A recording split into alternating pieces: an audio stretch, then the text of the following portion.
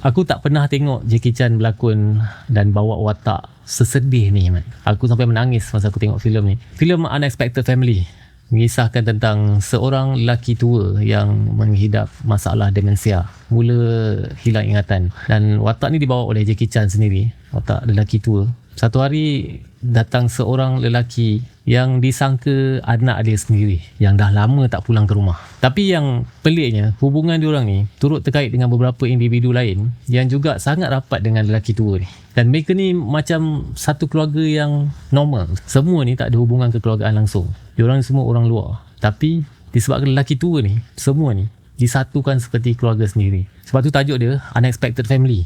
Tak dijangka langsung. Kalau kau tengok cerita ni memang siapa dia ni? Lakonan daripada pelakon legenda Jackie Chan. Siapa tak kenal? Aku daripada kecil aku tengok watak Jackie Chan ni, dia memang satu karakter yang heroik. Kita tengok dia, kita akan rasa macam seperti ada orang yang protect kita. Tapi dalam filem ni dia seorang yang tak berdaya, seorang yang perlukan bantuan. Mimik muka dia yang nampak sangat tua tu buatkan aku rasa sangat sedih. Aku menangis mak tengok cerita ni, especially masa part dekat-dekat nak penghujung. Kisah tentang hubungan ayah dan anak, hubungan masa lampau, masa silam, satu trauma, satu kesilapan lama yang tak dapat dibaiki, tak sempat untuk dia sembuhkan. Mungkin aku pun akan buat benda yang sama, mungkin aku akan buat kesilapan, tapi that doesn't mean yang ayah tu seorang yang jahat. Sebab kita tengok watak Jackie Chan ni, yang dia bawa watak yang lain daripada lain, mat. Bukan watak yang biasa korang tengok. Korang cuba try tengok filem ni, korang akan faham kenapa aku cakap macam tu.